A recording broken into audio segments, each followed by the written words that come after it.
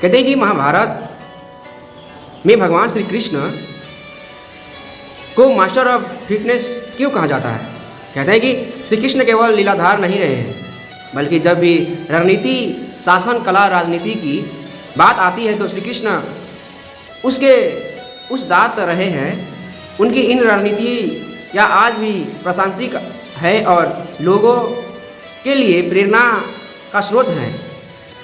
अगर हम उनके जीवन काल के कुछ अद्भुत फैसले देखेंगे तो समझ आएगा उन्हें मास्टर ऑफ किंग क्यों कहते हैं। महाभारत के उन्होंने अपनी दिव्य शक्तियों का प्रयोग किए बिना कई मसलों को अपनी चतुराई से सुलझाए हैं। शांति की पहल करके उन्होंने दुनिया की नज़र में पांडवों के लिए महाअनुभूति पैदा कर दी।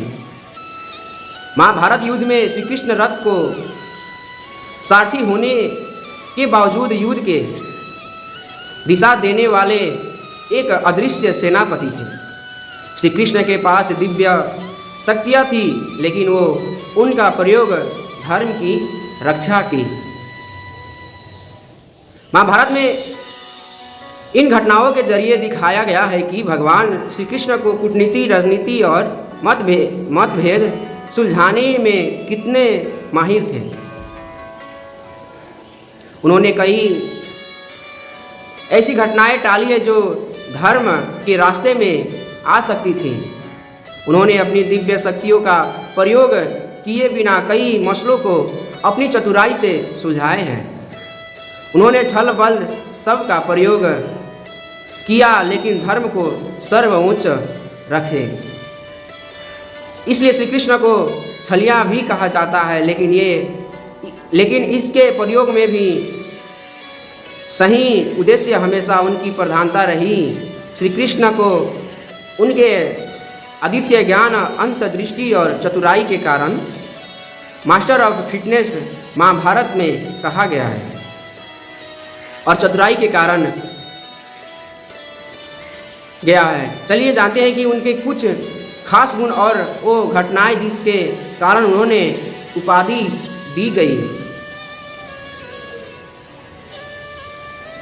पांडवों और कौरवों के बीच बातचीत और मध्यस्थता करने की कृष्ण की क्षमता, उनकी चतुराई एक प्रमुख उदाहरण है। उन्होंने अपने कूटनीतिक कौशल का प्रदर्शन करते हुए पांडव की ओर से कौरव के पास शांति का प्रस्ताव लेकर गए, जबकि वो जानते थे कि कौरव इसके लिए कभी तैयार नहीं होंगे। शांति की पहल करके उन्होंने दुनिया की नज़र में पांडवों के लिए सहानुभूति पैदा कर दी कि वो युद्ध नहीं चाहते, और शांति प्रस्ताव ठुकराकर कौरव दुनिया के लिए युद्ध लिए जिम्मेदार बन गए।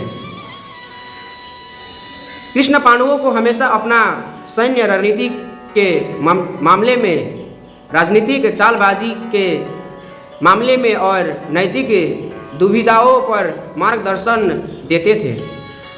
महाभारत युद्ध में श्री कृष्ण रथ के सारथी होने के बावजूद युद्ध को दिशा देने वाले एक अदृश्य सेनापति थे। भीष्म पितामह की मृत्यु, द्रोणाचार्य की मृत्यु, बर्बरी का युद्ध में न भाग लेना, जरासंध की मृत्यु, कर्म की मृत्यु इत्यादि जैसे महत्वपूर्ण घटनाओं में उनकी ही सोची समझी चातुर्यता था। उन्होंने कभी बुद्धि तो कभी छल का प्रयोग किया, अन्यथा पांडव इस सब से कभी बल के दम पर विजय प्राप्त नहीं कर सकते थे। जटिल समस्याओं के रचनात्मक समाधान खोजने की श्री कृष्ण की क्षमता पूरे महाभारत में स्पष्ट है। वे विवादों को सुलझाने और सद्भावना को बहाल करने के लिए अपनी बुद्धि का प्रयोग करते थे। कभी युद्ध का बल का सहारा नहीं लिया। जब पांडव और कौरव महाभारत से पहले उनका साथ मांगने आए तो उन्होंने कौरव के साथ पछताना नहीं किया, बल्कि उसे विकल्प देकर फंसा लिया।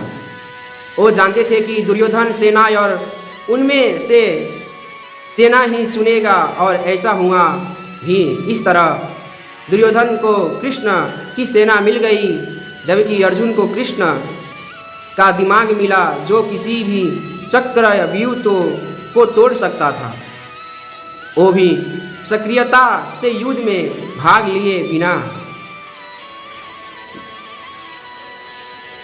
जटिल से